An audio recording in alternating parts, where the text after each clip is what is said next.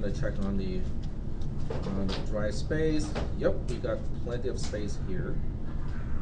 All right, I'm gonna turn on the mic, the wireless mic, as soon as I can find it. Right here. Oh, okay.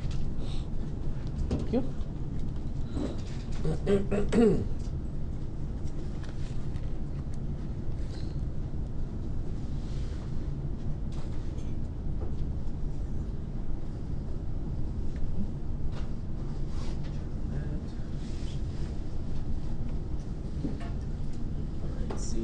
See. Okay, I think that's just about right. Not too loud, not too soft.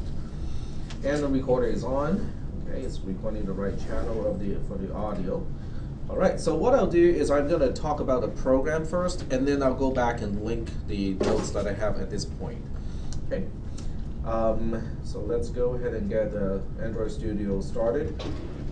Did you guys get my notes? The news item. Yeah. No. I didn't know what you were talking about though.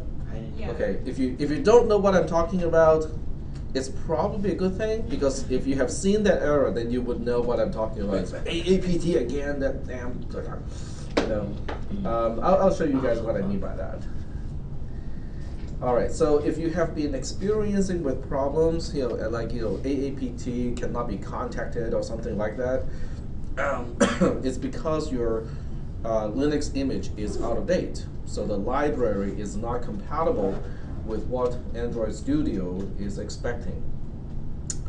And for the first time, over the weekend, Android Studio itself has not been updated. Yeah, I was surprised, because I was using the virtual machine on Friday. Then I have not used it over Saturday or Sunday because I was using my own desktop, computer which has its own installation. And then back on Monday, and there had been no updates. This was like big surprise to me, because usually after a few days, like 2, it will have an update.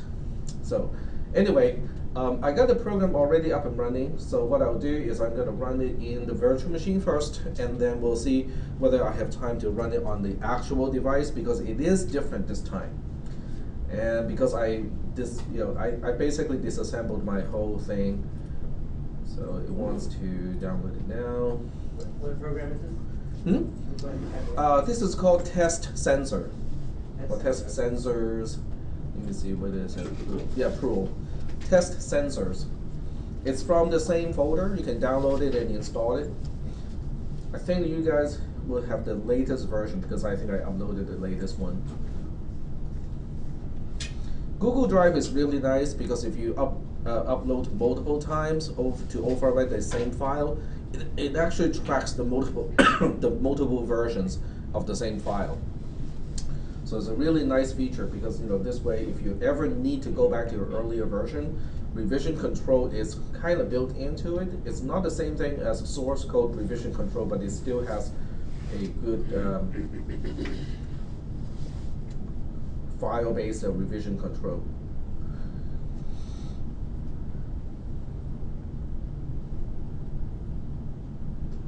Okay, it's getting there. Finish.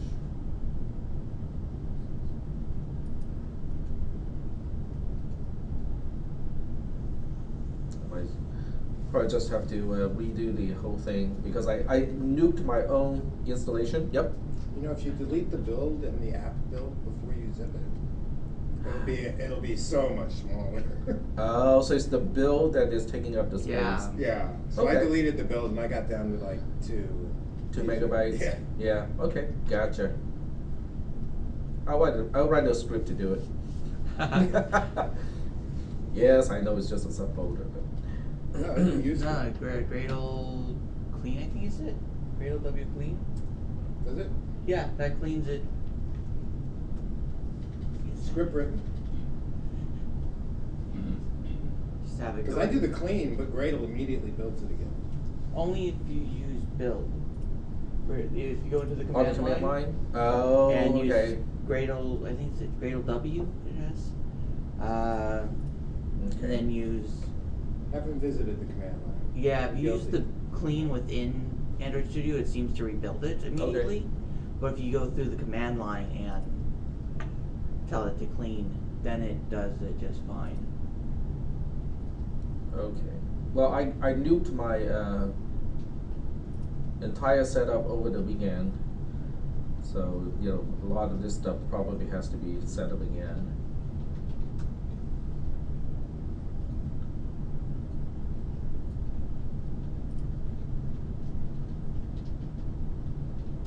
Well, I suppose I can use marshmallow.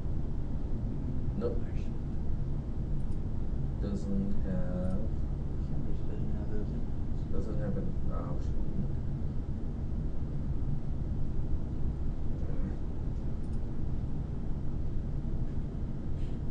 I thought I got nougat already. Well, just get this up and running. And got a new Android device over the weekend too. When Amazon says your next day delivery, they're not kidding. It's like in the morning. Yeah. Next day in the morning when you place the order, like at night in the evening. So I ordered this Honor 8 cell phone. It's made by the same company that actually made the Nexus 6P, which is it Huawei or something like that. It's got 8 processors. It's an octa-core cell phone, and they are using, I think, 18 or 16 nanometer process. So the transistors are smaller, which also makes the device more, it saves power. Okay, it's still doing its own thing.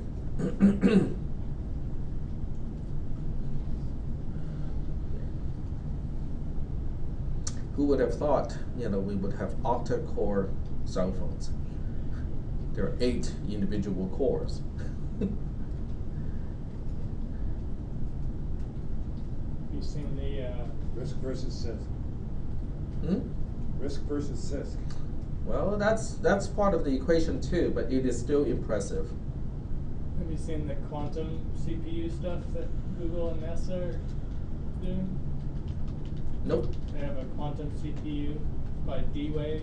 It's crazy. The enclosure is like cooled to like sub-zero temperatures, and the enclosure is this gigantic metal thing. A tiny CPU at the bottom. Sub-zero, huh? Yeah, it has to. Well, it depends on which zero. Are you talking about Kelvin zero or Celsius zero? It has to be Kelvin, right? Kelvin. Pretty close to Kelvin zero. Yeah, it has to be. Has to be so cool, because if it goes, it doesn't even take that much to go that high before it shatters. The quantum. So when are we going to put those on cell phones? Well, I clicked the finish button a few times already. It's just taking its time to initialize. There we go. Okay, so let's see whether we can start this or not. You're a busy guy. Is it test sensors zip that we're using today? Yeah. Download anything. There we go. Okay, so we got started.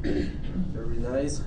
And of course, the first thing I did was to start up the cell phone, hook it up to the internet, and before it even asked me to register, it spent about 45 minutes or about an hour to update itself multiple times. It's been on the shelf for a while. Probably not too long, because the device was launched maybe 6 months ago. It's not that old. It's not an old device. So out of the entire household, you know, we originally had 3 Nexus 5s, and this is the only one remaining. This is the first Nexus 5 of the entire house. They got dropped from 6 feet onto concrete, into the toilet, and all that stuff. You know, it's still working. And all the other devices were obsoleted in one way or another. I think my daughter killed her cell phone, and then my wife, you know, ran out of resources because she kept all the pictures on the cell phone. All right, cool. So this is working. So what I'll do is I'm going to work with this program. I'm just going to run it first, because I want to show you guys how you can actually test your program. I'm going to take out the breakpoint there. That's one little sticky issue that I have not really resolved yet. It's not like it's not working. It's just not working as efficiently as I think it could be. So it's okay. It's just not optimal at this point. And this doesn't look like nougat to me. It might be.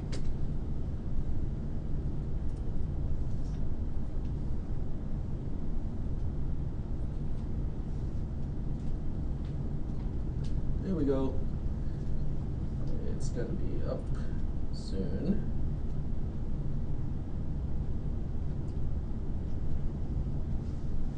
There we go.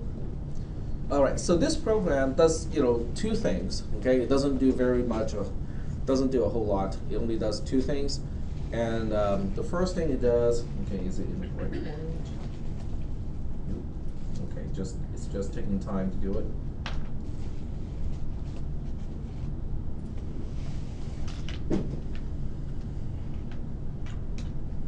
All right.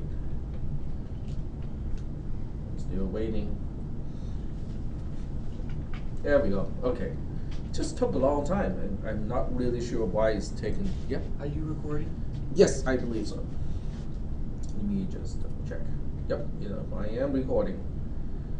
It's interesting because we see two of these things, which means the audio is also being fed to the virtual machine. If I use a recorder in the virtual machine right now, it will be recording the same thing, at least the audio part of the class lecture. It's kind of interesting to see that. Okay, so today's focus is working with sensors in Android. So when you press the first button, it will show you all the sensors that are available on this device. Now, this is a Nexus 5. Okay, when I ran the same program on my cell phone, the list was almost twice as long.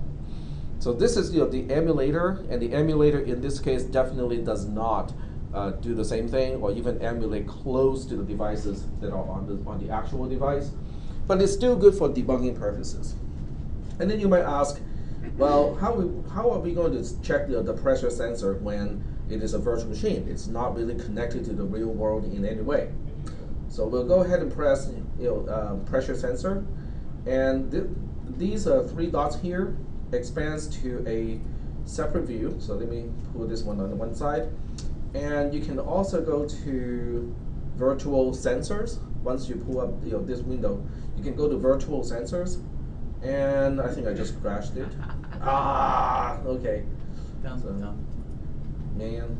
Okay, it complained about Unable to load driver. Yeah, but that's typical. I think I set it to use software already. So let me check that. Let me check my virtual machine. Make sure it's not using. Yeah, it's using software emulation or emulated graphics. So that really should not be a problem.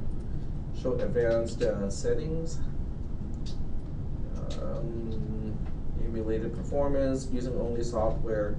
Multi-core using 2 processors, but that's experimental. So we can turn it off if it continues to cause problems. And yep, there should be no. Sorry? Yeah. There should be no big surprises here. So we'll just click finish a while back. It's just waiting for the AVD manager to accept the input. Okay, there we go. So we'll try it one more time.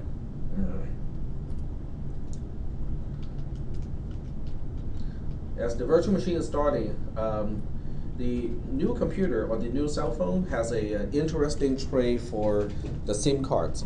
So it has a tray that has 2 slots. So one slot is only for a nano SIM card, which I really do not like because I could not reuse my micro SIM card. I think there are people who can cut it out in a certain way so it will still fit the slot. But you may cut out more than the actual just packaging. When you cut into the silicon part, then it will definitely stop working. So it takes a nano SIM card, and then it also has a second slot. The second slot is dual purposed. You can put a second SIM card into it, so it's dual SIM, or you can put a micro SD card in it to expand the storage. So they're getting very clever with these things, because instead of having 2 separate slots, which will increase the expense of the device, they put it into one single tray, but then you have multiple cards on that one tray. So you can have two phone numbers on the same phone? Yep. Or if you go to a foreign country, you can keep your T-Mobile card while you purchase a local card, at the airport. Which is handy, it's not really required, but if you have two SIM cards, then you can simultaneously have two numbers associated with your phone, which is kind of cool. Okay, let's try one more time. Virtual send. Okay. It's crashing because of the same reason. Okay, it's lacking the driver. This is because out of these computers, or at least the way it is connected in the back, I think it's connected to the graphics card. It's connected to the. It's connected to a. The video cable is connected to a expansion card instead of the slot that is right on the computer itself. So it's trying to, for some reason, when I run the, I know exactly why. There's one reason. Can't show it here because it's not loading it.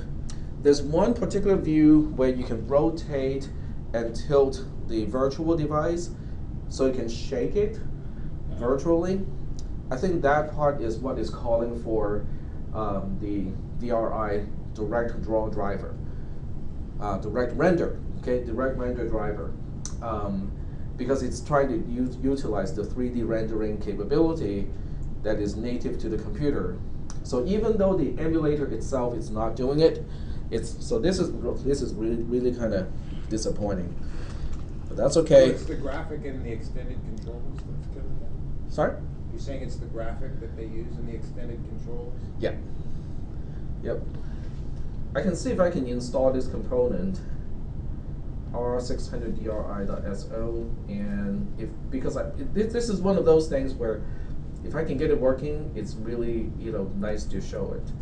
So let me check it out. It might be just a little package that I can install. Okay, so look for, it's R600 DRI. Yeah. Yep, .so, and we'll look for Debian.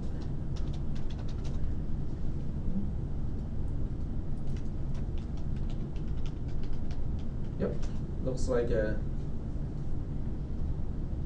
GL1-Mesa-DRI is included in the package. So let me see if I can do that. I just built this entire image over the weekend too, so it should not need a whole lot of updates. Lib GL1-Mesa-DRI. It may be installed already. Yep, it's already installed. Okay, so if it's already installed, the problem has to do with I did not remove the folder that contains the library. And I think it's somewhere in here. Nope, not in this one. There's a libc something that I need to remove for it to work. So let's see if it's here.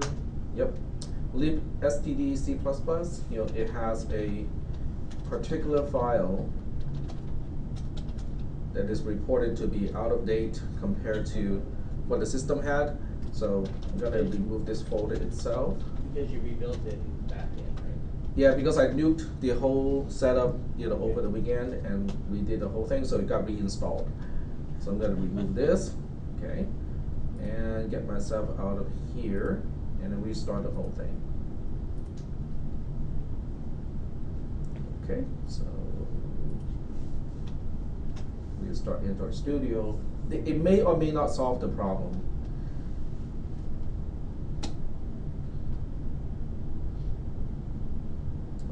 We'll give it a try. If that doesn't work, it will still be okay. I can still use my document camera so that we can look at the actual phone itself, which I think is actually a little bit more fun this time because it actually has more sensors on the actual device. Yeah.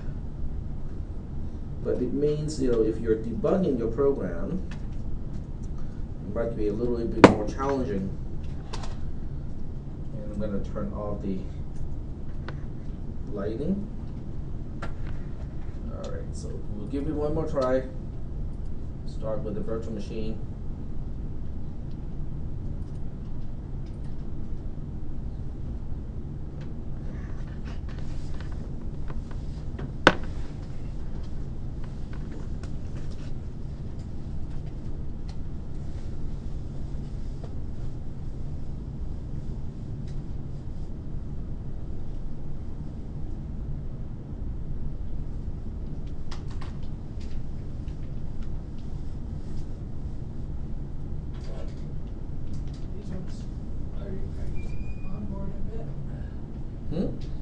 I bet these ones are using onboard yeah, these ones have an additional graphics card because I'm getting a different driver. Okay. The Intel driver knows, I know that one works for sure. It's the alternate driver that does not work. It did the exact same thing that Okay. I just did when I tried to do the sensors. Uh-huh. Did it work? But it said, yeah, no, but it said a different driver, i965 DRI instead of. Yeah, but that could be because of the, oh, here's a ladybug. So there's my bug right there. Yeah, I'm not gonna kill it. The ladybugs are actually beneficial. They they kill aphids, exactly. They are little aphid assassins. Yep. We will call it feature. Yep, it is a feature now. Funny. Okay, so we'll give it one more try. If it doesn't work, then I'm not gonna fudge with it. Go to virtual sensors. There we go. Okay, excellent. That works. So this is the part where, you know, why it keeps calling for the DRI driver, because it is actually 3D. You look at this and go like, nah, it's not 3D. Well, I can show you that it is. You go to move, and you see how it's, and I think, you know, it will also, you can also rotate it too. So with rotation, you can see how it's rotating. So this really helps to test the program, because now when I go back to the virtual machine, I can go to get sensors and then get one of those things where orientation matters. 3D accelerometer is one, the magnetic field sensor is the other one, so I can click on this one. And you can see how three numbers are, you know, displayed on screen. Okay, so they are reflecting, in this case, the 9 point something is basically the G-force pulling down the device. That's the y-axis. So so X goes, you know, left right, Y goes, you know, up down, and then the Z is in out. Okay, so it's basically looking, it's perpendicular to the screen itself on the device. That's the Z-axis. So when you move it around, you will see that, you know, those numbers, you know, will change as well. You can see all of these numbers changing. And then when you click on a different sensor, it will report back, you know, a different type of sensor value. You can click on humidity, okay? And then you have to go back to this screen and go to additional sensors. Then you can, you know, kind of play with the humidity or relative humidity in this case. So when you change that, you can see this value changes as well. I do not know why, you know, until you change the value, it doesn't show anything. It shows 0, 0, 0. That part, I think, is probably a bug on the part of the emulator itself. You can go to light sensor, and same thing. You know, light sensor is supposed to display 20,000 lux, and until I tweak it, it doesn't, you know, actually update the value. But the program does work. Okay. All right. So after fudging with all of this stuff, yeah. But when you try the magnetic field, though, Yeah. I mean, it seems like the values are odd. Okay. This is the magnetic field. The other one was. So when you change, like when you change those values, I don't think you're getting all three of them. I don't know if it's a clue or not. When I changed the It's value. on the top right of the additionals. Top right. Top right here. Yeah. I was playing with that one, and I couldn't get that one to play on this one. You are correct. It is magnetic field, and let's see, where's my. I don't know if that was a clue to the startup or whatever. That could be a clue, yeah.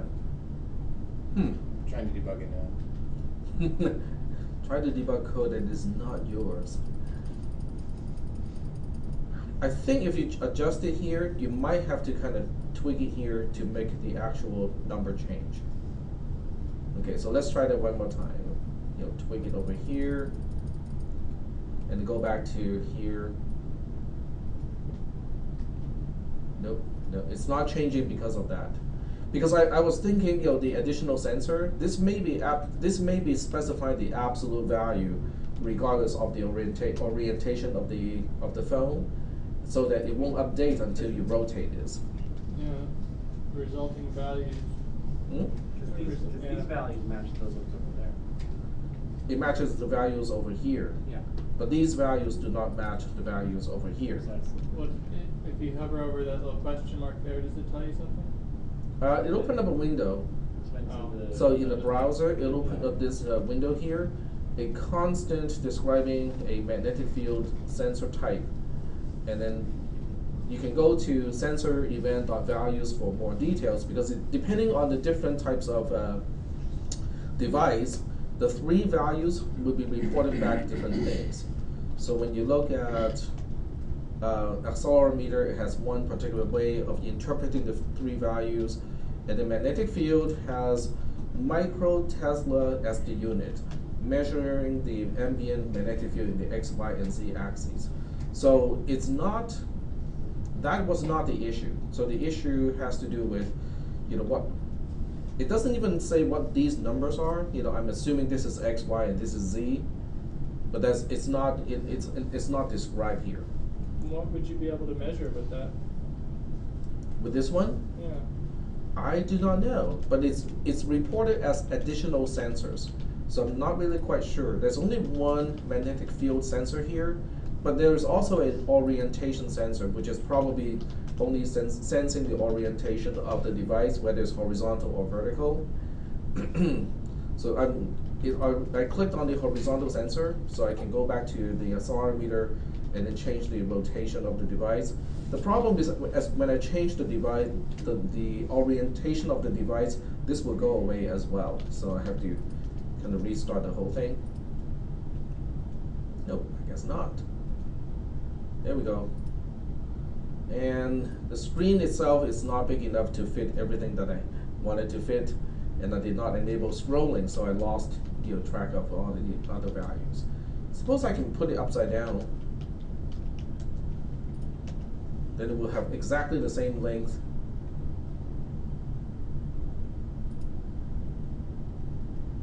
But it won't rotate upside down. In the upright position, then it would do it. But in upside down position, it doesn't seem to want to do it. Guess we can read it upside down, and then we can get orientation. It doesn't seem to change the value of the orientation. I think that's just rotation. But over here, it's not reporting any of those values changing. Getting back to the original rotation, orientation. So we can click on rotation vector sensor, and this one has actually 5 values because the indexes go from 0, 1, 2, 3, and 4 in this case.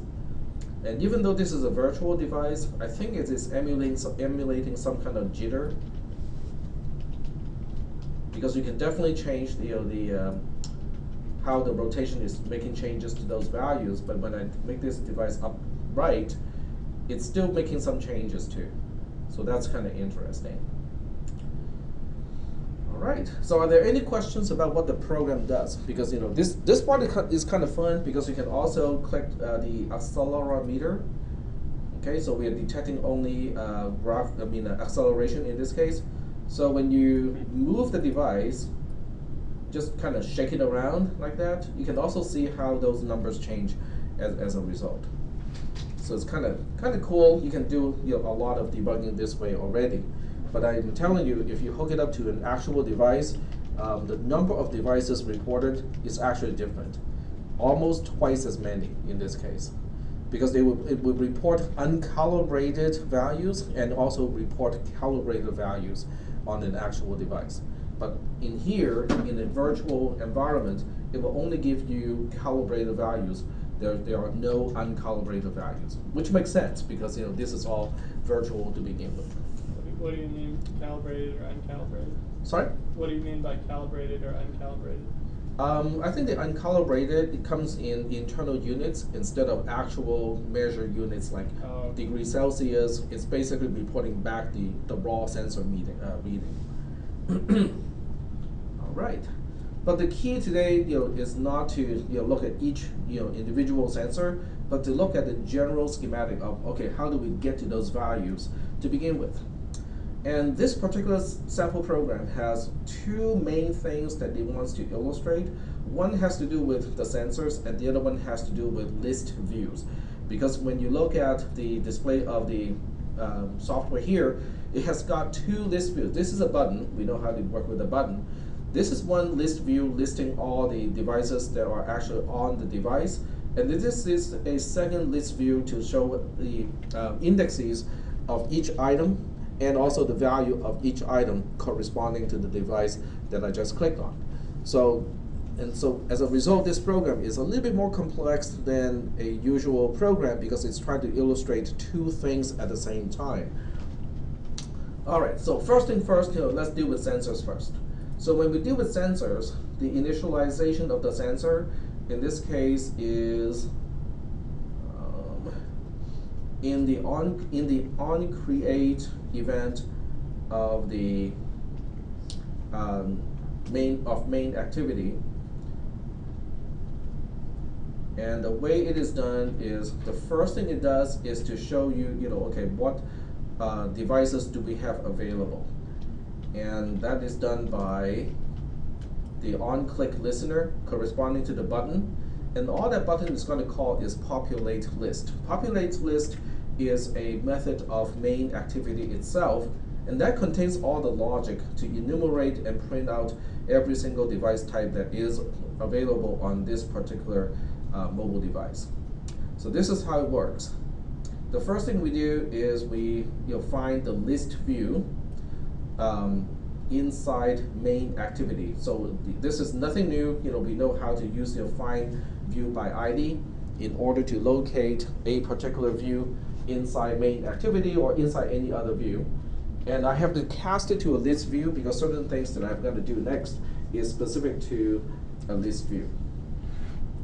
And then the second thing that we have to do is a little bit different because this is not something that we have done before. We have to get a system sensor management, the sensor manager. The sensor manager object itself is used to handle a lot of things that you can do with sensors. And it's not just limited to managing the sensors, but it also has a lot of translation library routines that are basically static methods of sensor manager. So if you know how to do 3D transformation with matrices, those libraries of routines are actually supplied with sensor manager as well. So that makes your job a whole lot easier if you need to translate readings of 3D.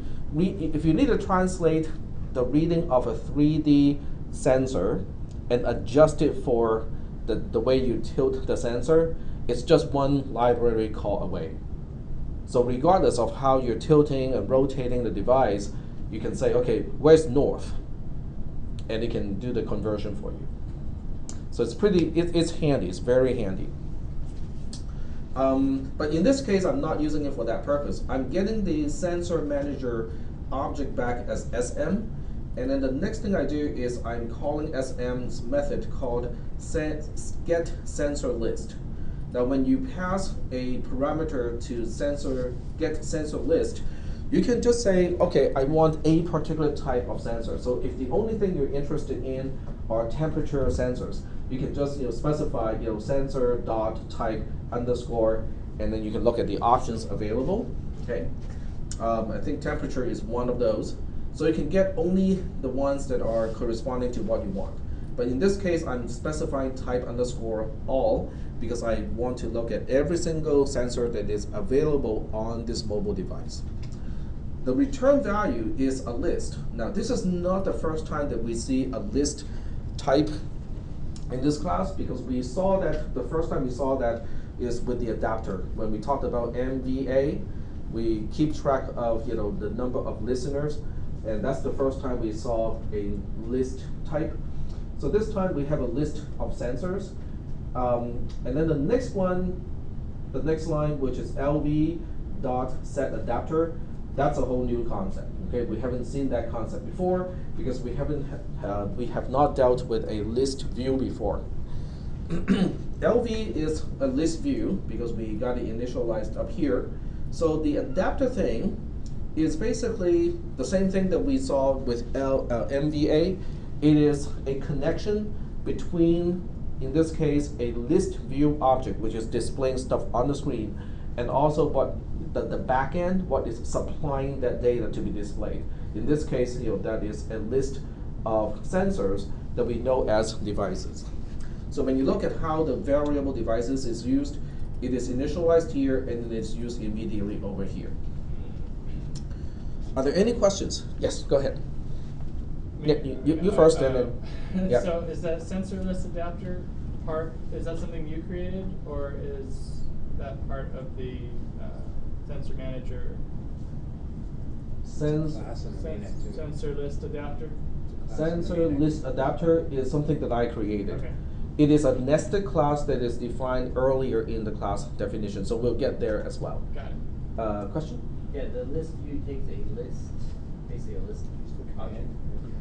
A list view is empty to begin with, so you have to tell it what adapter it is associated with, and then the adapter is what is going to link the content of the list view to a particular data providing object.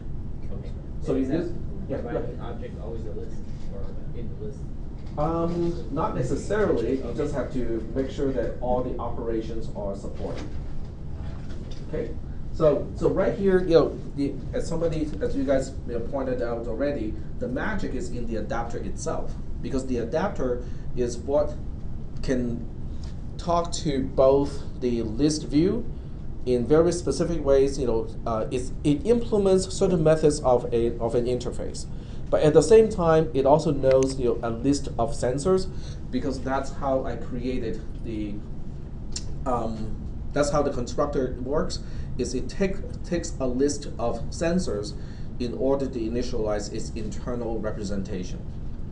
So obviously the next thing we need to do is to look at what is a sensor list adapter, and that's pretty much at the very beginning of this whole file. So one of the first one, yep, it is the first subclass that is defined here. Not subclass, but the first embedded class. Yep. You can control click it, it'll jump right to it. Control click? Okay.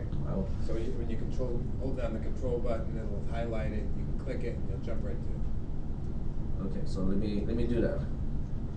Control, click here, cool.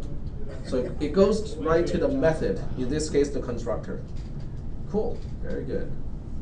I'm used to VI, so I'm even tempted to do Control F, Control B to page back and forth. Me, it's Tico. Sorry? Tico. Tico? It's one of the first text editors. Oh, You'd have to be a digital guy. I see. TCL? Oh, no, that's a different one. TK? TECO? Yep. Yeah, it was back on tops. Yep. Okay, so when you get to here, the constructor doesn't really do a whole lot. You pass to it a list of sensors, and it just remembers it using its private member, which is L. List is defined somewhere here. There you go. So I guess that works too, huh? Control click. Yep, there we go. It's a nice one. It's a nice one. Yep, it is a very handy one. There are some other control key sequences like Control Shift, and I cannot remember which one, but it will let you it would give you a lot. It will give you some options. If you remember every single hotkey in Android Studio, that's actually pretty good. But this is a really good one to remember. That's if, one, you, yeah. if you don't have to remember anything, this That is one a and good moving forward and backwards between windows, because that'll jump to the other window and then you want to go back. Mm-hmm. Yeah, that's just a couple. That's just a keystroke away. Yep. All right. So list is nothing more than a private member that remembers. Okay, this adapter is associated with what. So when I construct a sensor list adapter object, it will remember what is the list of sensors that is corresponding to the adapter. So that one is pretty easy, right? It doesn't really do a single thing. And then you see a whole bunch of these public methods. Each one is a override or an implementation of an interface. When you look at the what a sensor list adapter is, it is an implementation of an interface, and the interface has a name of list adapter. And list adapter itself has a whole bunch of stuff that has to be implemented, and these are the items. I will point out some of the easier ones. Okay, is enabled. So is enabled is actually passing you a parameter, which is x. X is the row number or the item number inside the list view, and it's basically asking you, is this item enabled? Can someone click on it? Well, in this case, I have no particular reason to disable a particular sensor, so I'm always returning true. But in general, when you're dealing with a list view, you kind of have to go through the list, and then you want to determine in each case, okay, if I tell you, okay, is the fifth item enabled or not, then you kind of have to look at the data representation and determine whether that one should be enabled or not. But my default is, are all items enabled? Yes, okay? And these are all methods that are defined in the interface, so I have to implement these particular methods. Get count is an easy one because a list has a size method, so all I have to do is to return the size, the value or the return value of size from the list itself, and that becomes the count of the list view itself. In other words, it really literally is just translating things from the list view, it's translating things from the sensor list into something that is expected by the adapter. Get item is basically just saying, okay, what is the corresponding thing of position? And the way to do it is to use the built-in method in a list called get. Okay, so it's a direct translation here. Has stable IDs is basically asking the question, does each item has a stable quote-unquote ID regardless of updates? It doesn't really apply in this case, so the answer is really yes, they do have stable IDs. It's much more meaningful when you're dealing with a data set or something that is coming from a database, so that you can say, okay, if I click on the third item, if I look at the third item of a list, is it always corresponding to a particular ID, and they're talking about primary ID in that case in database terminology. But since this is not coming from a data set, the so-called ID thing doesn't really have a whole lot of meaning. Is empty is basically just a Boolean to say that to ask whether the underlying data structure is empty or not. And in this case, it just so happens that list has its own method called isEmpty, and that's exactly what is needed here. Now, if list does not have an isEmpty, you can always go to the size and compare that to 0. If the size is 0, it is empty. So that's pretty easy. Registered dataset observer and unregistered dataset observer is not used here because we are not dealing with a dataset. Get item ID, this one is not particularly useful in this case. Once again, it is useful when you're dealing with an actual database. If you're dealing with an actual database, then get item ID should be returning the primary ID of a row corresponding to position. Okay. Now, since we're not dealing with a database or data set in this case, it really does not matter. And all I'm returning in this case is returning the type ID of the sensor, which probably is not actually unique, is not guaranteed to be unique, because if there are multiple temperature sensors, then they will all report the same ID. But I'm not using ID for any actual lookup. And then we have your get view type count.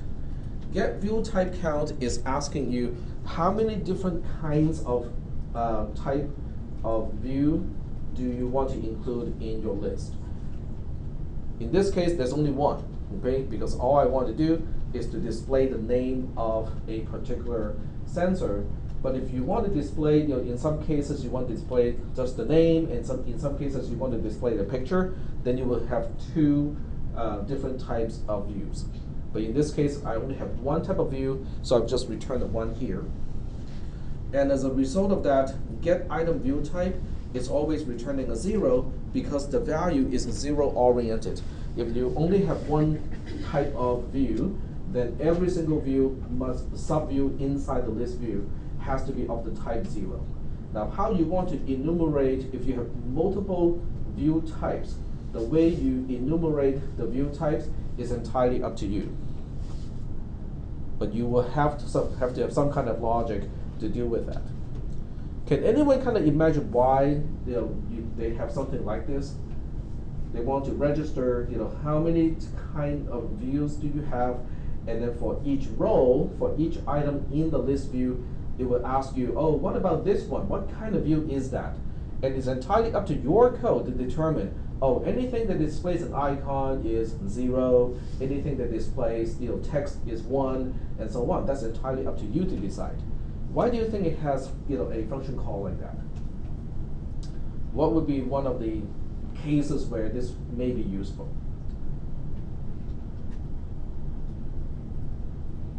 It's for reusing views. So when you're redrawing something, when you're updating the data set, it would use this to basically say, oh, the new thing is supposed to be the same as the other one, so it would try to reuse a view so that you don't have to recreate the views every single time. Okay? So this is kind of handy for optimization. All right, so, but nothing here is actually displaying anything. The only thing that is going to display something is get view over here. So this is actually the core of the logic inside a list view. The other ones are really just supporting this particular function. So in this case, it has get view is supposed to return a view, and whatever it returns is going to become a component, an item, an element inside the list view construct itself. Is that okay? So this call is basically, this method is being called from a list view and say, okay, I'm working on the third item. What is it supposed to look like? Tell me. And then whatever you return becomes the item 3 inside the list view object. Okay? So that's why you're given 3 parameters. The first parameter is kind of self-explanatory because all it's basically saying is, okay, we're dealing with position 0, position 1, position 2, position 3. So now you have to look at your data set or whatever is representing the data behind the list view and say, okay, we're dealing with the third one, and what is it supposed to be? The second parameter, v, is for reusing. In other words, a list view is smart enough to look at the type of a particular view and say, can we reuse a particular view? If it can, it will give you something that is non-null. On the other hand, if it cannot, then it will give you a null value for the second parameter, in which case you will have to initialize and create that particular object. The third parameter tells you the parent of a particular view or where it is supposed to go to. Most of the time, you don't really need to use that. All right, so in here, we have some kind of strange logic here. The first one is to ask, is v null? Because if v is null, then we don't have a choice but to create a new view for that. On the other hand, if v is not null, but it is not an instance of text view, then we have to create a text view as well. Because I need a text view for this particular view, So I need to do something like that. And then once we get the text view, then we can go ahead and set the text.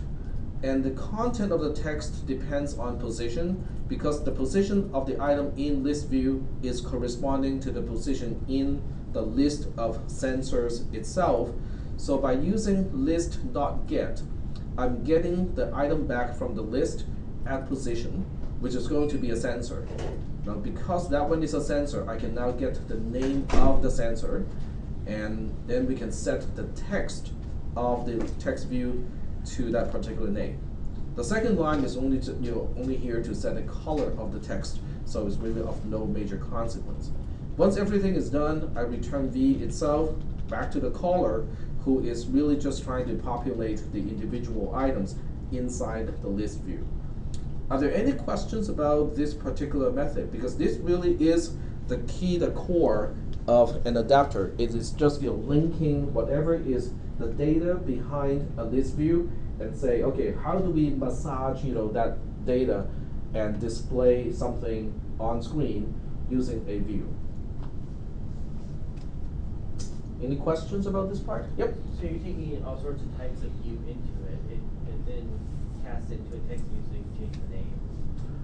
That is, well, V itself is a view. So when you say new text view over here, it guarantees that this is the result of this particular new is going to be a text view, but you can always assign a text view to a view because you are upcasting it. You cannot downcast it easily. So downcasting requires specific typecasting, but upcasting is automatic. When you're using text view in front of V, when you say the color. Correct, because at that time, V is no longer, because the type of V itself is always just a general view, which is the superclass. Okay. So you have to downcast it to a text view first before you can use set text. Okay. So that's why we kind of nest the type casting with only V, but then after we have a reference to a text view, then we can make use of methods that are specific to text views. Okay, all right, very good. So this part populates. Is that good? Yeah, I was looking in parentheses, yeah. Okay. All right. So this is how we get the text view itself to populate. And let me run the program again and show you which code is, or what is the action corresponding to this code. So when you, okay, run it again. It's not restarting it. I guess I can stop it first and then restart it.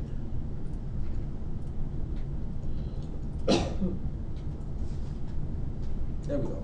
So when I click this button, this is the result of calling this particular method many, many times. So for each item, for each sensor on the list, it is this subroutine, this method is called once for each item in the list. Is that okay? Yep. And Go that was ahead. done down at the bottom, right? When you made the list. Yeah, that one is next. That one is next. Okay. Yep. So now the question is, okay, how do we respond to a click on these items? Just because I can show the items doesn't mean that it will respond to clicks. So now we want to take a look at the code that will associate a click on a particular item inside the list view to a listener. For that part, we can scroll back down to onCreate, okay, because I did not really make this program really modular, but in onCreate we have, okay, let me hide this part a little bit more so we can show more code. So you can see this line here. It is setting up the on item click listener, okay, and this belongs to a list view because you can see how I cast the view into a list view first. So this will find me a general view, but I have to cast that general view into a list view first because only a list view has this particular method called set on item click listener, which is basically letting you to specify, okay, if somebody is clicking on a particular item inside the list view, how do we deal with that? Okay, that's basically answering that question. Okay, so expanding this code, we can see the actual details. So on item click is the only method, well, yeah, this is the only method you have to implement in a on item click listener, which is an interface. It is given these parameters. L is the ID, I is the position of the item, and then view is the view corresponding to what is being clicked on, and then adapter view is the parent, which in this case is our list view. So it's giving you all of these particular items just in case you need one or more of these items. In this case, I would go back to the sensor list adapter, and I'm just casting it first because the adapter is already here. But when you call adapter view, which is the list view itself, and you're calling the get adapter method, it will just get you back in the general adapter. But we know that we have a subclass of an adapter known as a sensor list adapter, which is listed up there. And then it will, and then what we do is we get the specific sensor that we are interested in using SLA.getItem. And if just to make sure it is non-null, okay, if it is null, if it is non-null, we have to unregister the previous listener because we don't want to keep listeners around unless they're needed because they would just chew up time. So if we already have a listener associated with a particular sensor, we unregister that first. So that one is now gone. And then we'll re-register another sensor event listener, which is kind of analogous to the on-click listener type of thing. It allows you to specify an action of, okay, so what do we do when somebody, when an event happens with a sensor? There are two methods you have to implement. I do not do a single thing about on accuracy changed. In other words, when the sensor's accuracy is changing, I'm not doing anything about it. Okay, I'm just going like, whatever. On the other hand, if the value of a particular sensor changes, which is corresponding to the on sensor changed event, I want to do something about it. I want to update whatever is displayed on the screen. This is the second list on the screen itself. Is that okay?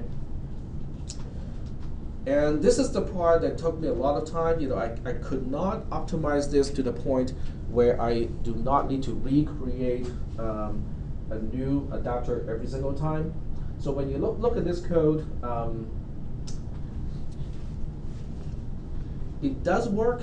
It's just that it doesn't work very efficiently. And this is not the only part that is not efficient. There's an earlier part that is not efficient. This is actually okay. So when the value of a sensor changes, then the first thing I check is whether the value array adapter, which is kind of the same thing as a sensor list adapter, except this one deals with a value index value pair. So I would have this object. If it is already, if it's still null, I will create a new one. If it is not null, I will just reuse it. And the way I reuse it is to set the values. In other words, the values is a part of sensor event. Sensor event is the only parameter being specified on the on sensor changed method. In other words, when you get an event of on sensor changed, then the system will pass you a sensor event, which is an object, and in this particular object includes the values, the current values corresponding to whatever sensor that is causing this to happen. Is that okay?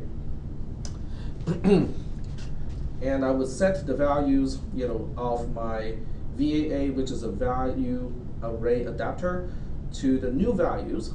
And then the next thing I need to do, this is only internal. This is changing the adapter itself, but it doesn't update the screen. In order to update the screen, I would need to do something like this. I would have to invalidate all the views inside that particular list view. This is the second list view corresponding to the values of the sensors. Is that okay so far or not? Okay, so far okay? All right. So what happens is when you invalidate all the views, or this is the first time you set the adapter, either one will trigger a whole bunch of operations. So either you are setting the adapter of a particular list view, or you're saying invalidate views for a list view, it's going to reiterate and go through every single item in the list view and ask, oh, what is supposed to go here? What is supposed to go here? What is supposed to go here? And so on. So now we have to refer back to a value array adapter to see the actual logic corresponding to that action. And this one is a little bit more complicated too. Let's see if that works. And we'll do a control click. Okay, that works. It jumps to the constructor instead of the class definition, but that's Yeah, correct. it moves you around. But The other little green arrows too on the side will take you up to the parent declaration. Yeah, these declaration. can be confusing if it's the first time you do it, because it navigates to a file that is corresponding to, in this case, in a list adapter. Correct. Yep. So you can find out where they're declared, and that's where you find the documentation. Yep. So anyway, getting back to the value array adapter, this one is extending a base class called base adapter so that I don't have to supply everything, and it also has one particular method that is really handy. But it extends a base adapter, implements a list adapter, which is kind of similar to the one before. It has a private member. I should have used it in private here because nobody else really needs to know this. But it has a values member, and the values member is updated by the constructor itself. There's only one constructor, and the only constructor has a parameter of v, which is an array of floats. So whenever it is created, I will specify values as a member to be whatever the parameter v is here, so that I can internally, the adapter can track the data. Set values is doing pretty much the same thing, but without have to be called from the constructor. In other words, to make this code more modular, I should have called set values inside the constructor instead of doing this separately. And then we have a whole bunch of things that we have already talked about. All items enabled, yes. Is enabled, return true. But in this case, actually I can say, all items enabled, I can return a false, because clicking on the values of a particular sensor doesn't do a single thing. Now, when it's enabled, it simply means that if I want to associate a on item click listener, I can do so. But since I don't have one associated, it doesn't do a single thing. Okay. Same thing with is enabled I. This is just asking for item I is enabled. Yes. I do not have anything to do for registering dataset observer or unregistering dataset. Get count is in this case returning values.length.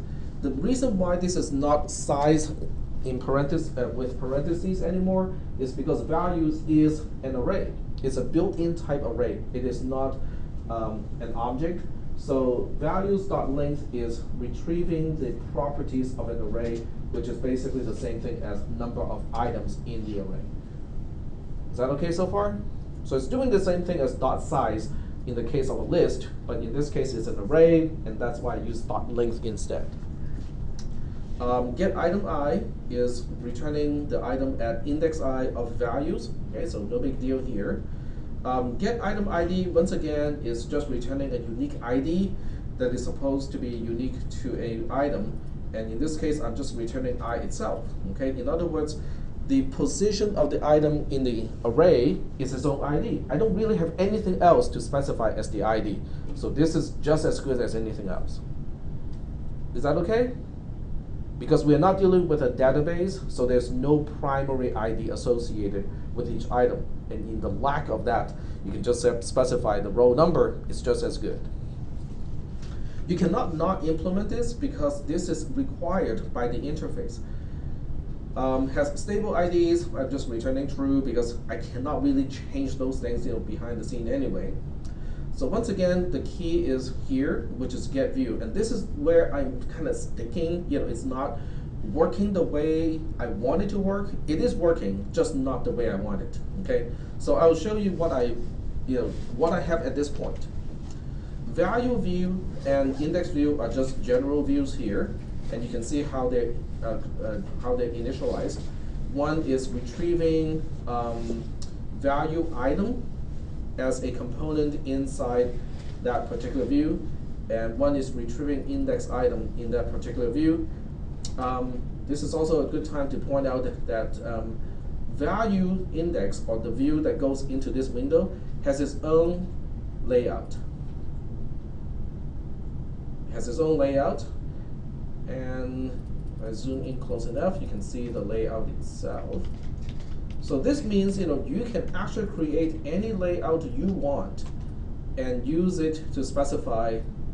Okay, this part doesn't really matter, that's just the title of the app itself, but the layout itself, when you click on the layout, it just consists of a particular text view here, another text view over here. And it's a linear layout, but arranged horizontally instead of vertically. Is that part okay? This is just a layout. I'm not using this layout for an activity. This is just a layout. I'm using it for a particular item inside a list view. Because when you specify a layout, you're not really locking it to a particular activity or how you want to use it. Any view can be inflated from a layout. Because what a layout is, okay, when you look at the actual implementation or the representation of a layout, this is what it is. Okay, a layout is nothing more than a container inside, specified as an XML file that says, okay, we have these components, this component is over here, this one is over here, and so on. Now, what I could not get it to work is to recognize that this particular layout has a particular class associated with it. So I was not able to make it instantiate only objects of this subclass. And I'll show you why, what the code was doing instead of doing this. So this is the subclass that I have specified that is supposed to go with this, but it never really got that. That's the part that I could not get working. So in here, remember the second parameter view over here is an attempt to reuse a view when there's no need to create a new one. In this case, there are tons of reasons why you just reuse an old one, because it's the same thing. I'm just changing the values. So when we get to this conditional statement, the first thing I check is that null? In other words, do I have to create a new view for this item inside this view? If view is no, then we'll go ahead and inflate that particular view from the layout from scratch. So this view is actually created from scratch because of the inflation. Li is known as a layout inflator. It is created when we get into the onCreate method of main activity. So that's not the most important part. It's just an object that can be used to inflate a layout. And then when we call the inflate method, the first thing we specify is really an integer that specifies the layout itself. It's no different from r.id.something, except it's not an ID. This integer actually identifies a particular layout, and the value of the integer depends on how the compiler compiles the XML file, so it only has to be internally consistent. We don't actually need to know the exact integer value. This null is actually important. This null is basically saying, okay, we're inflating a particular view, who is containing it? And instead of specifying who is containing it, which is quote-unquote view group, we just leave it as null. Okay, because if you inflate it inside view group, it will actually not work. It will give you a runtime exception, because you're not supposed to inflate something inside a container when you're inside a list adapter object. Trust me, I tried that. It came back with a runtime exception. Okay, now this is the part that I could not get working. View is a superclass, and in this case, index value view is a subclass. So I'm just asking, okay, if we're reusing a particular view, is it already the kind that I want? Because if it's already the kind that I want, then I don't want to have to re-inflate it and recreate the whole thing. That takes a bit of time. So I'm trying to save all the time from re-inflating something unnecessarily. And as it turns out, every single time, it is not an instance. of the subclass because it would never really invoke the subclass constructor. In other words, what I could not get it to work is to have the inflate to actually inflate the layout so that it returns something of a subclass instead of the superclass. I just could not get that to work. So I was still working on it this morning, trying out different ways to get it to work, but it's not working. This code is now, it is functional, but it is not optimized. Every single time it is going to re-inflate, which is time consuming. But once it does have everything inflated, then I will have value view as the first item, which is the left-hand side text view, and then index view is the right-hand side portion, and then the first one is set to the index and a colon and a space, and then the second item is set to the actual value, which is a float value. And that set up the entire view, and that's why in the simulator, when I click on one of these things, when I click on a 3-axis accelerometer, you will see 3 lines here, and each line looks like a number, which is the index number, colon, a space, and then a floating point number that is actually the value corresponding to that portion of the value. Is that okay? Sort of. So, as I said, I have one thing that I was really hoping that I would be able to do, which is to reuse the views, and I could not get that to work. Now, how do I know that that part is not working, right? Because what if it's working already and you just don't know about it? Well, the way I can know about that one is to put a breakpoint here. Okay, so let's put a breakpoint here, and then this time we'll run the program again, but with debugger. It causes mine to crash every time when I break. What? It's complaining when I try my breakpoints when I just clear my window. That it's in the wrong thread. This thing does not create new threads. That is weird. Dr. Tack? Yeah. Would you mind turning on line numbers on your Absolutely. Go to view line numbers. I think you can right click on the bar where they would be. Right click on Yeah. Here? Right there. Right click. Show line numbers. There we go. Cool. Thank you. Mm-hmm.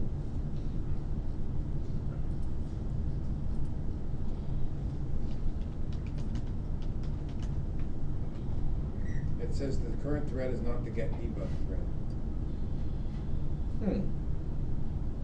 Are you putting a breakpoint on line 29 or something like that? Mm-hmm. Okay. 136. 136. Well, we're still in the same thread. Yeah, this is a different implementation than what you have up there. Different implementation. Yeah, because your line when you say is view equals null, and then you try to assign whether the value view is equal to the find value item, or the index view is equal to the index item is equal to null. Then you do all this. Yours you just have the view instance of. So line Okay. numbers they're different files. Okay. You got the latest. I may not have updated the one on, but it wouldn't change the threading structure though. Because Yeah, it shouldn't. It's just whenever I set the breakpoint, it went close. I ran the app right away. Mm-hmm. Then I threw a breakpoint. I'm cleaning it up. All right. Well, it says disconnected from target VM. Okay, let's do it again. There we go. Okay. So it won't do a single. Well, it just crashed again. The virtual machine crashed. Disconnected from target VM, and the virtual machine just stopped working. And it's still there.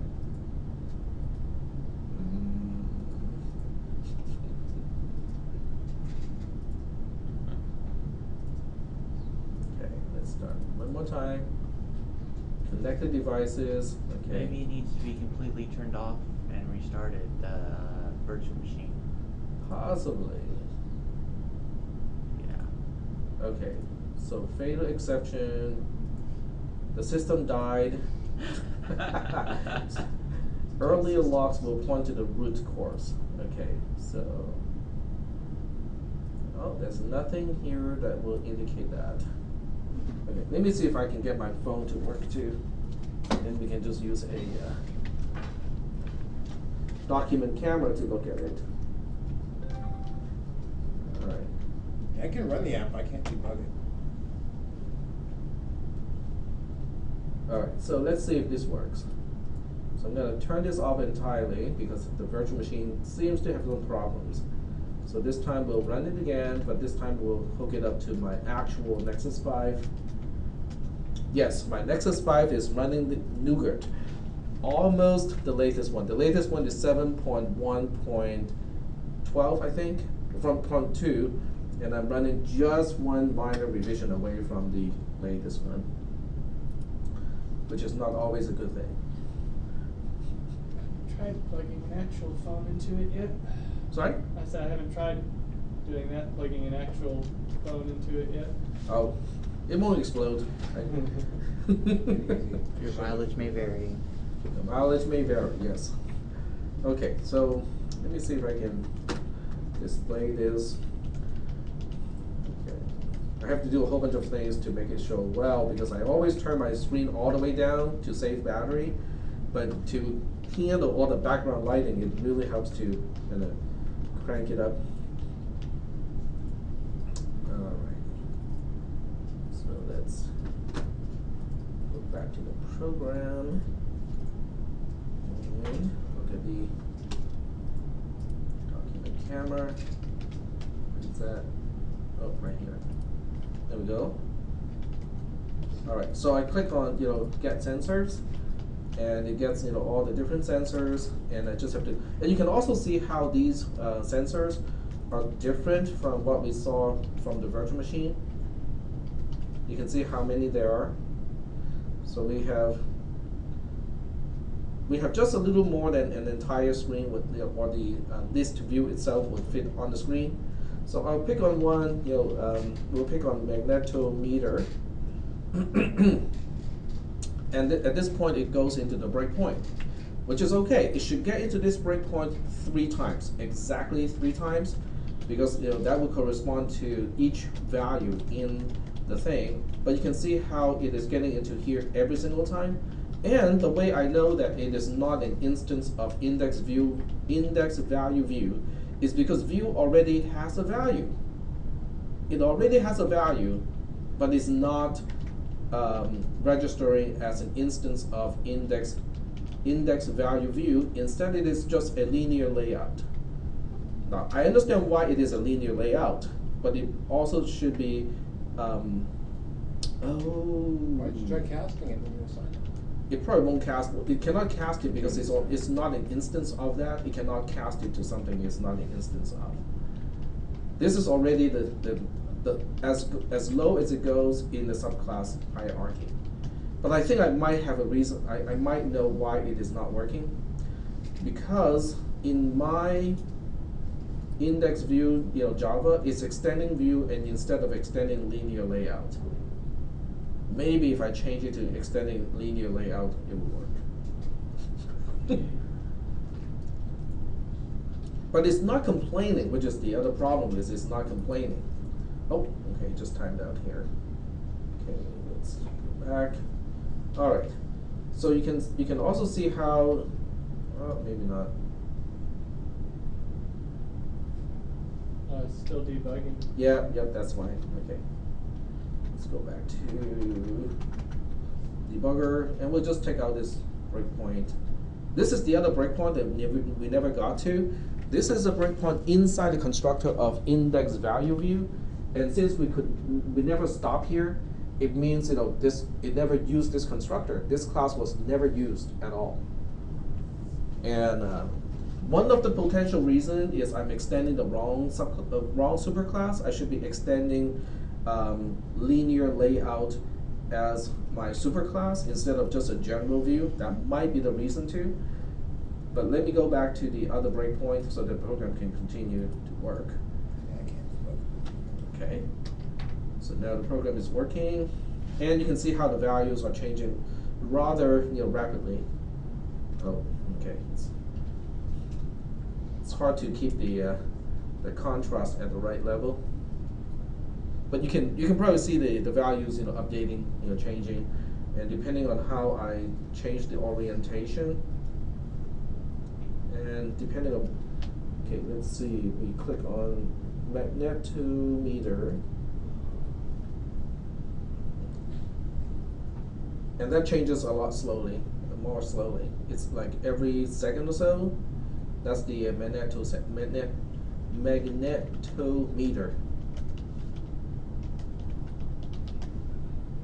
All right. Any questions about this part?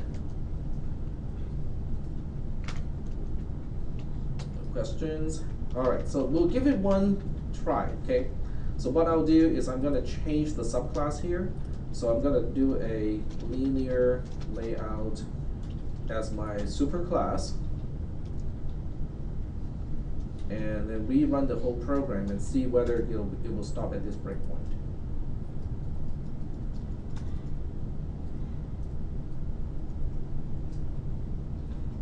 Okay, go back to document camera.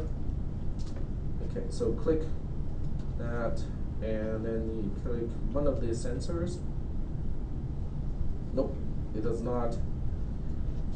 It doesn't trigger the breakpoint, so I'm still not getting a subclass instantiated. I'm only getting the superclass instantiated, and the superclass is specified by this thing here. It is a linear layout, but there's no way for me to associate a whatever I'm defining here to a particular subclass. This line doesn't work. So that's where I'm kind of stuck at this point, is how do I associate a subclass with a layout. Now there's another thing you can do, is to do the view itself has a static method called inflate. You can do an inflation from there, but that inflation is not going to work because it always wants to attach whatever you're inflating with, what you're inflating to a root, to a bigger window, to a container. So that one does not work. So I'm still doing some research right now, because that's the only sure way to say, okay, this is the kind of view that I want. Okay, here's the next question. Is that code really needed? In other words, do I really need to use a subclass here in order to say, okay, is this the class that we want or not? So let's say we take this out, okay? We can take this out entirely and just say that if we are past a view that is null, then we'll go ahead and inflate it from scratch. Otherwise, we'll reuse it. We'll just make the assumption that it does work, okay? So we'll go ahead and test this code again without checking whether it is of the proper layout, okay? My guess is it should work. The reason why it should work is because I already told in the adapter, I already told the list view that there's only one type of view, right? So if there's only one type of view, then you can reuse the view anytime, for any number of iterations that is necessary. Is that making any sense? Okay. So we'll go ahead and test whether this code works or not, and we'll put a breakpoint back here, because we should only see this being called a few times, like 3 times, if there are only 3 values to update. And then we'll put it in debug mode.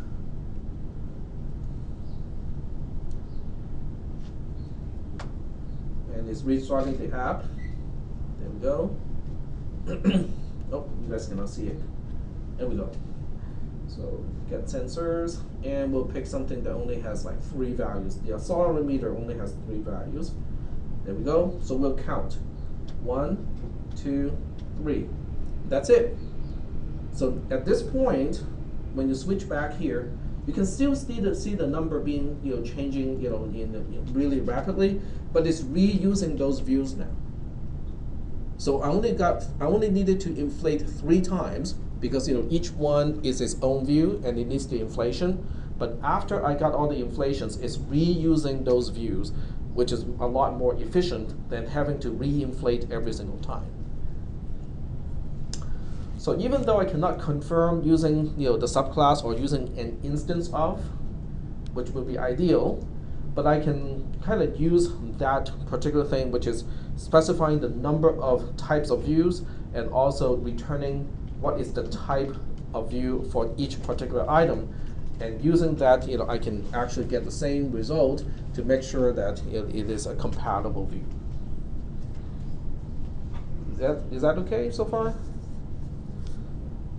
So the adapter has internal logic to try to reuse the same type of display as much as it can, but it requires my own logic to specify, oh, this is the type of this particular elemental view, this is the type of this particular elemental view, and then this view will try its best to reuse, the adapter will try its best to reuse the views as much as it can, which is, in this case, it's more efficient. Right. Are there any questions about this particular program? Now the sensor manager actually is really useful. I just want to bring that up before we end today's lecture. So when you go to sensor manager, there we go. It contains a lot of methods for translating coordinates and directions. So when you look into the subroutines, it's methods. Okay, there's got to be a faster way to get to the methods. Or not. It has a whole bunch of subroutines or methods for just translating the coordinates. And it also has these calls, so if you really just need to know the altitude at this point or the angle change, you can just call these methods. Help a function to compute angle change between two rotation matrices. So that's really handy because you can just give it two matrices and it can figure out the distance or the angle change. And there's a whole bunch of static methods. Get orientation computes the device's orientation based on the rotation matrix. So it can do the conversion for you.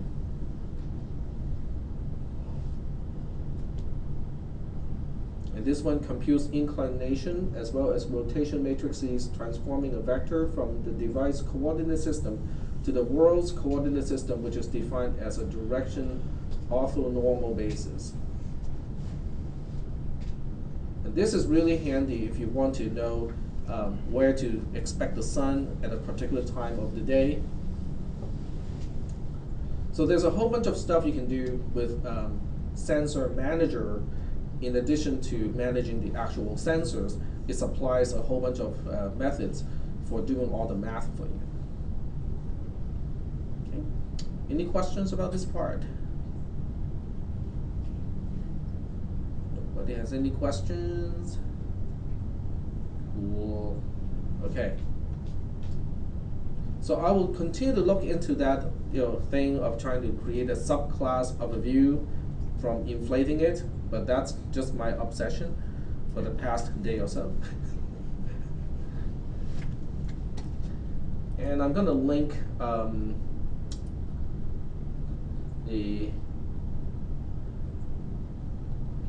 still logged in as myself, because I was asked to look into somebody's profile to see if that person was doing any work in a psychology class. And what we'll do is we go to sensors, and we'll go ahead and link in the notes, because I wrote some notes already. It's just not entirely done, so but it will still be good to include those. So URL.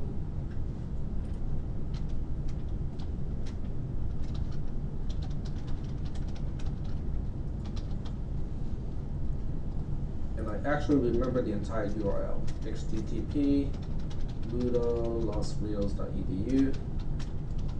My name, teachers, ARs, modules, and this is 6.8. And then the other one has to do with lists. That one is not done yet. This one is done, The other one is sort of done, but I was kind of stuck at the point where I want to know how to reuse a particular view. So that one is not entirely done yet, but I can put a link here at least. Introduction to this view.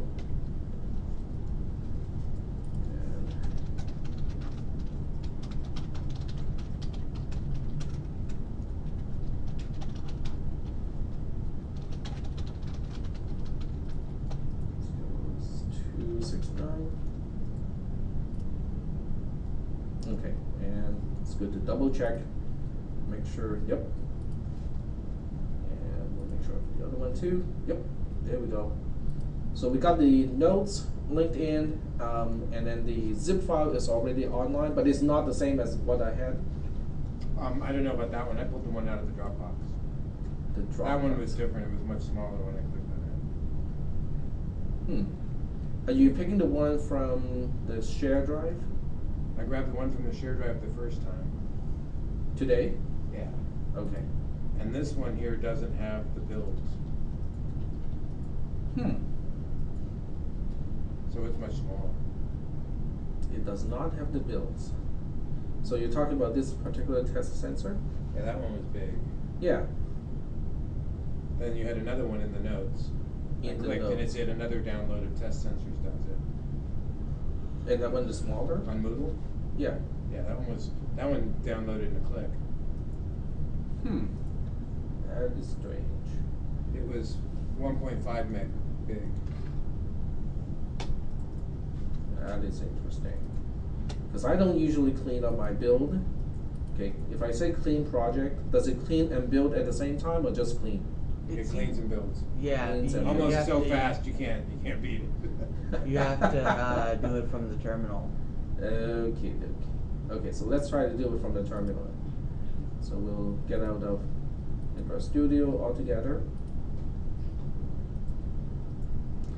Go to a terminal. Go to test sensor as a folder.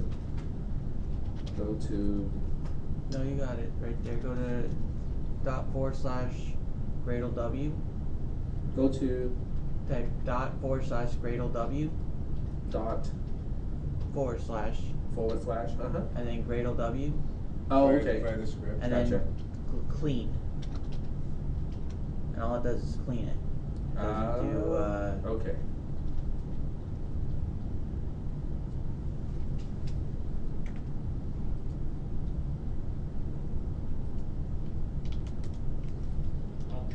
It's like it's doing a lot more than that. It has to download a whole bunch of resources the first time to actually do everything. It's stupid. That's a whole lot of Trojans. Potentially, yes.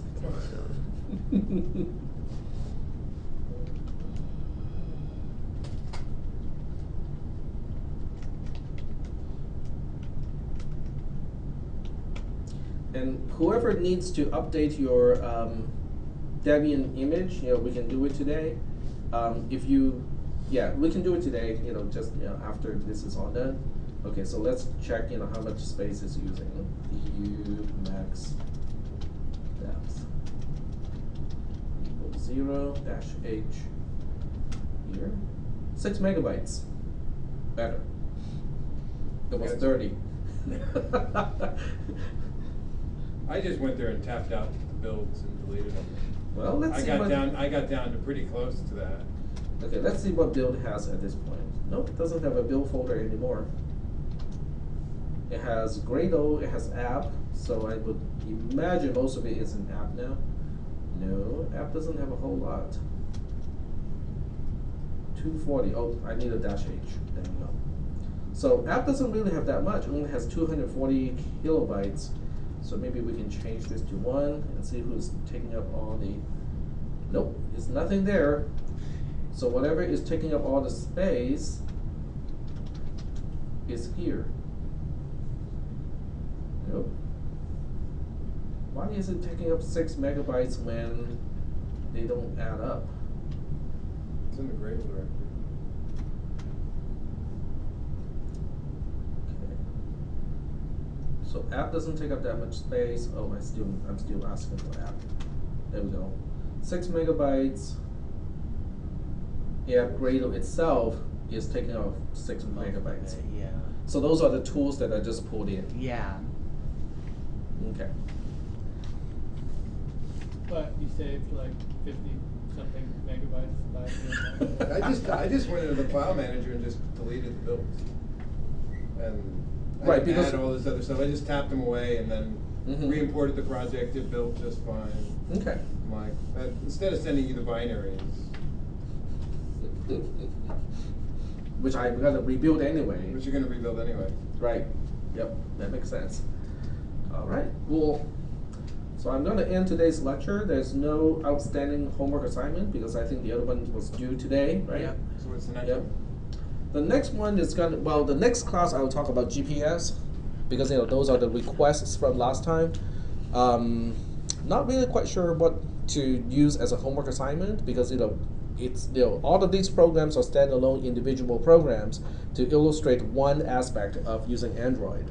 So what I want you guys to do really is to think of a project that you really want to do and then just kind of work your way toward that goal. Boil the ocean, is that too big? Sorry? Boil the ocean, is that too big? Boil the ocean. Well, you have to melt the ice cap too. we just spotted how many other rocky planets over the weekend. Yeah, we got 7 in other systems that are all in the habitable zone. Yeah, and they are 40 only 40 light within. years away. Yeah, only a few light years. No big deal. We can do it. I can send some DNA. I'm sure I'll be around then. Yeah, I think it's a political joke, but I'm not gonna, lean one way or another. But Bill Myers, said something about, that too, that we are discovering, foreign planets, or rocky planets that are far away, and he said he said NASA is probably having a conspiracy to invite an invasion from an alien species, just so that we can take them to the leader. Take